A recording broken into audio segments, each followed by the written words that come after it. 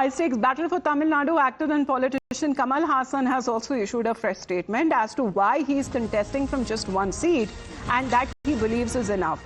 Without naming him, he is seemingly taking a jibe at the TVK chief Vijay, who is contesting from 2 seats. Now, Kamal Haasan saying that despite fans requesting him to fight for more than 1 seat, he will stick to 1 and he does not want to betray the other constituencies. Well, this is now coming across as a reaction from Kamal Haasan himself.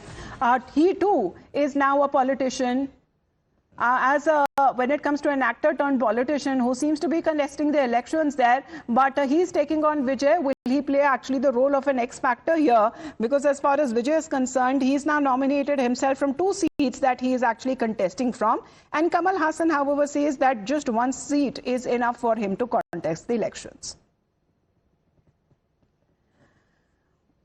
Well, he says, I will not betray when it comes to the voters of a 2nd seat, because if they vote for him and he decides to pick only 1 seat, then that means a certain betrayal and that means losing confidence of the people on ground, and that is not acceptable. Well, Kamal Haasan Dharani, also coming in from the same film industry, also an actor turned politician. However, he says that he will stick to just 1 seat.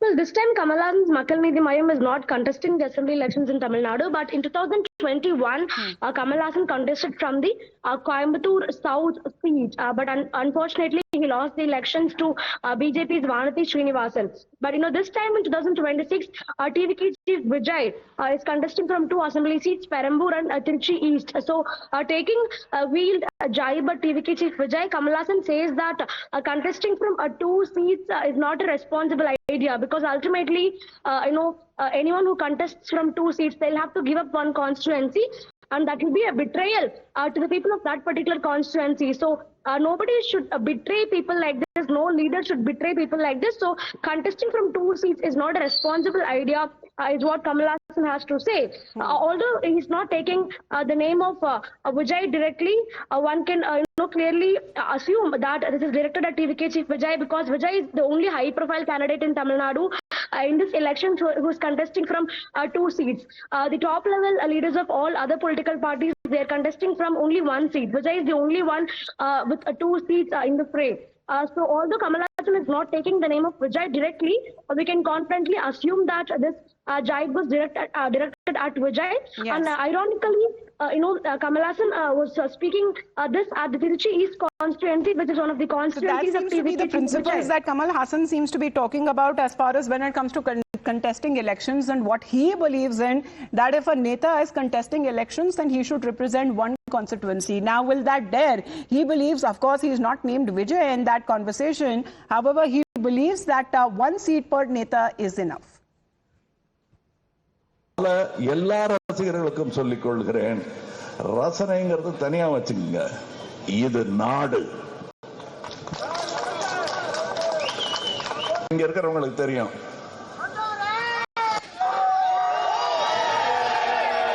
இங்க இருக்கிறவங்களுக்கு தெரியும், அரசியல்னு வரும்போது, தேர்தலுக்கு வரும்போது 2 தொகுதியில் நின்னுலாம் அப்படின்னாங்க. அதுவே தோல்வியின் ஆரம்பம்னு நான் சொன்னேன். ஏன்னா அந்த கடமையை செய்யணுமா வேணாமா? நான் அந்த மெட்ராஸ்ல ஒரு இடம் யாருக்கு துரோகம் பண்ண போறேங்க, அதனால நான் ஒரு இடம் போதுங்கிற சொல்ற அறிவு எனக்கு அப்ப இருந்தது. அது எப்பவுமே இருக்கணுங்கிறது என்னுடைய அறிவுரை. யார் வந்தாலும் ஒரு தொகுதி வாக்காளருக்கு துரோகம் செய்யறது தானே அது. Well, this is now coming in from Kamal Haasan himself, because announcing previously when it comes to the decision to not to contest the elections, the Makkalnidhi Mayam founder says that his party would still, however, will be extending unconditional support to all of the candidates of the DMK-led alliance. But as far as the Vijay factor here is concerned, which remains to see the X factor, because Vijay himself has not aligned with any political alliances as of now. So will the post-poll alliances, hold to be a game changer? Because let's get you this explanation as to why Vijay is contesting from 2 seats. And this explanation that is now coming as far as Vijay ki guarantee is concerned, because why Trichy East has been chosen and first let's talk about Perambur, because that has a feasible, when it comes to Dalit population, is something that he wants to bank upon. And as far as when it comes to Perambur is also concerned, there have been significant areas which has Christian voter base. And this is something that Vijay wants to, glory in his advantage. And there is also a robust community of the Velalur that has this base there, and there is also a large railway workforce and strong unions that Vijay seems to be targeting in this poll season. And however, when it comes to the promises that he's been making, when it comes to anti-drug zones and massive youth and working class base, this seems to be the promise that he's also made in Trichy East, the second seat that he now seems to be contesting votes, contesting election, that it comes to over, 2.17 lakh voters in Trichy East, and why Perambur with over 2.84 lakh voters. And these are already when it comes to DMK stronghold. So this seems to be a direct challenge and a very tactical and strategic approach, Dharani, that has been undertaken by Vijay as to why in particular he's chosen these two seats. Well, both Chennai and Trichy, they are considered to be the strongholds of the ruling Dravida Munnetra Kalagam.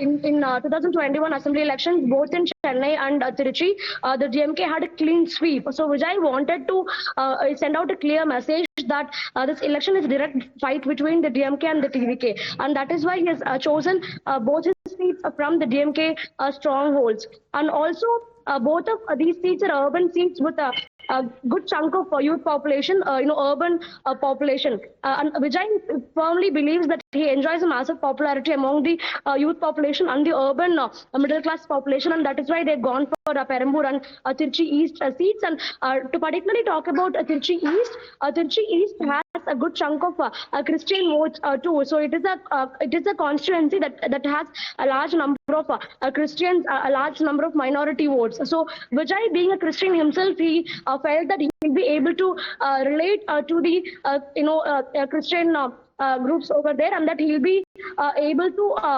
he'll be able to strike a chord with them, is what he believed, and that is why he chose the Trichy East constituency, is what sources close to Vijay tell us. But the ultimate crux of the matter here is that Vijay wanted to send out a message that the contest is only between DMK and TVK, and that is why he has decided to contest from the DMK strongholds, that is Trichy and Chennai, one seat each from Trichy and Chennai. Yes, but the election campaigning, and this has been a high voltage election campaigning, that will now come to an end, Dharani, as far as when it comes to the pitch that has been made by parties there, because DMK stronghold, and as far as the support and its alliance is also concerned, are they now projecting to be a role of a more flexible party as far as when it comes to its promises are concerned, and will Vijay actually play the role of a kingmaker or an X factor in the case?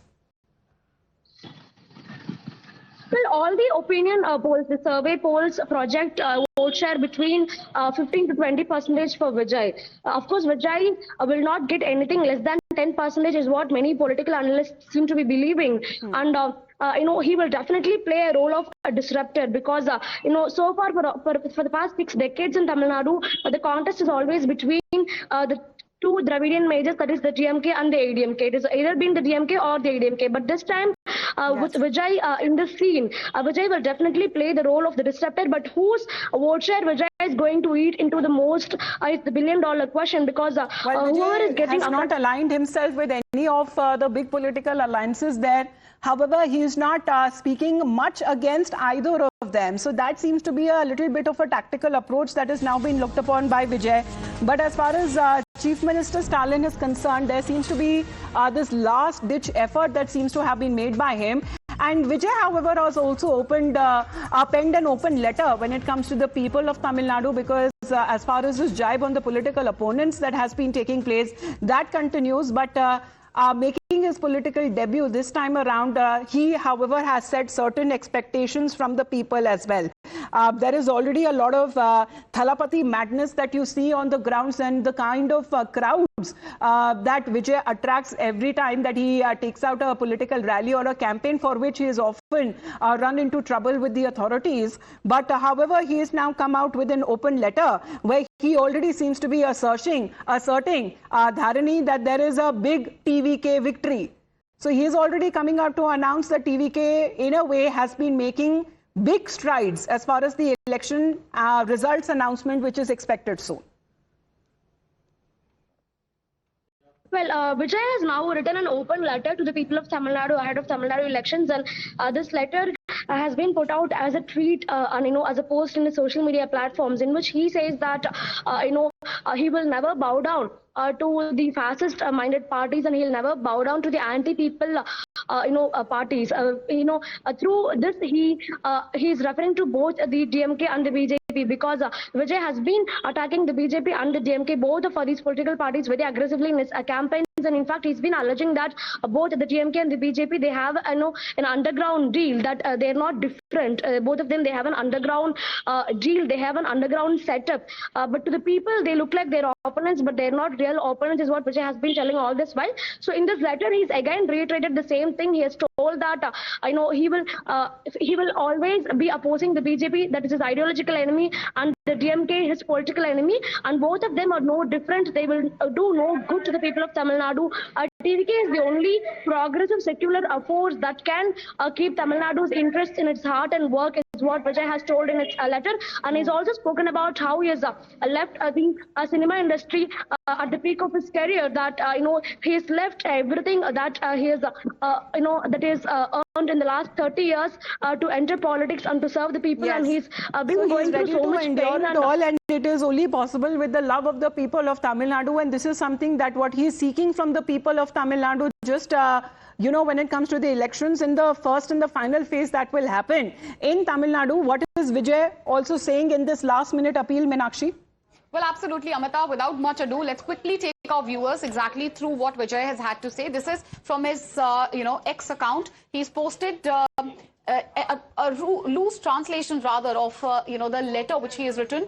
What Vijay says: greetings to the people of Tamil Nadu, then going on to seek the blessings of the people.